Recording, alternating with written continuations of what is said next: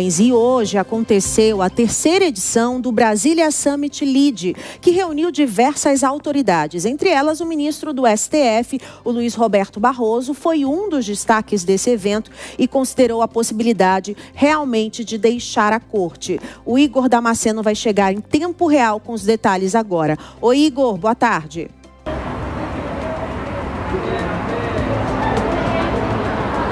Olá, é isso mesmo. Aquilo que antes era bastidor, agora se torna algo confirmado e confirmado pela boca do próprio ministro Luiz Roberto Barroso.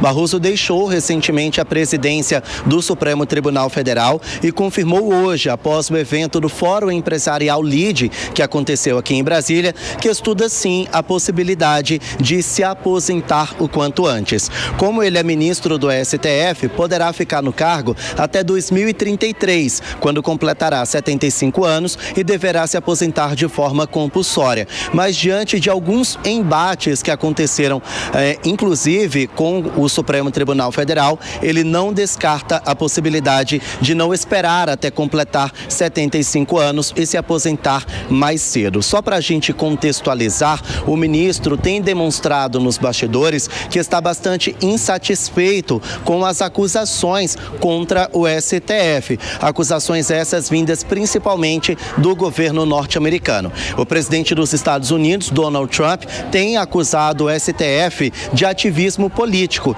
e chegou a aplicar a lei Magnitsky contra Alexandre de Moraes e a esposa dele. Trump ainda não descarta aplicar essa mesma lei contra outros ministros do STF. E por causa desse embate entre o Poder Judiciário brasileiro e o Poder Executivo norte-americano, então o ministro estaria insatisfeito e considerando se aposentar. Após o evento LEAD aqui em Brasília, ele disse que há várias alternativas, inclusive a de ficar no cargo, mas não descartou a possibilidade de se aposentar. Vamos ouvir. Eu já estou há 12 anos e pouco mais de 3 meses e posso ficar ainda mais 8 anos. É muito difícil deixar o Supremo, porque para quem gosta do Brasil e tem compromissos com o Brasil como eu tenho, é um espaço relevante. Mas há outros espaços relevantes na vida brasileira, de modo que eu estou considerando todas as possibilidades, inclusive a de ficar. Se de fato o ministro se aposentar mais cedo, caberá ao presidente Lula indicar nesse terceiro mandato uma terceira pessoa para substituir Luiz Roberto Barroso, uma terceira indicação neste mandato lá no STF. Nos bastidores, o nome mais cotado é do ex-presidente do Senado, Rodrigo Pacheco, que se aproximou bastante de Lula de 2023 para cá e é considerado um bom nome. Até o momento, nem o governo, nem Pacheco confirmam essa possibilidade de ele ser indicado pelo presidente para substituir o ministro Luiz Roberto Barroso. Voltamos ao estúdio. Obrigada, Igor Damasceno, pelas informações. Agora a gente chama novamente, então, os nossos comentaristas, a Priscila Silveira e o João Belucci. Começando pela Priscila. Priscila, tem algum porquê por trás dessa situação do Barroso? Ele diz que está cansado, que já deu, mas os últimos acontecimentos dentro do STF realmente mostram que pode ter realmente algo além do que ele está falando, né?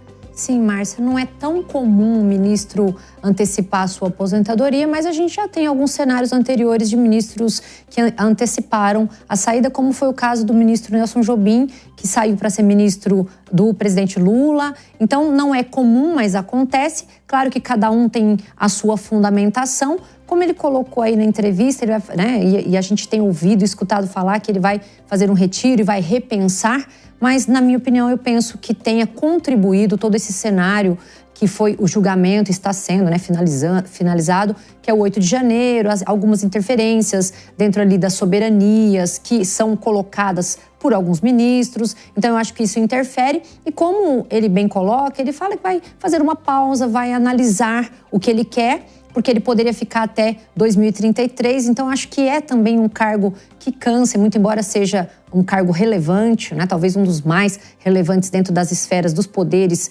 dentro do nosso país. Deve ser cansativo, deve também ter algum cunho pessoal, com a sua família, não é? Ele colocou lá que já está há anos à frente aí do direito, mas eu penso que no frigir dos ovos é realmente o desdobramento desse julgamento de 8 de janeiro que deu uma influenciada na antecipação ou na pretensa antecipação, tendo em vista que ele não deixa claro que ele vai sair, né? Ele não fala, vou sair, mas ele diz que é possível que ele antecipe. Então, vamos aguardar a volta do retiro espiritual que ele disse que fará, para a gente ver se de fato ele vai antecipar aí em 8 anos a sua aposentadoria. E ele disse que o STF é um lugar bom, um lugar ótimo ali de se trabalhar, mas as questões pessoais às vezes influenciam em atos decisórios ainda de pessoas que têm poderios, como é o caso do ministro Barroso. Márcia.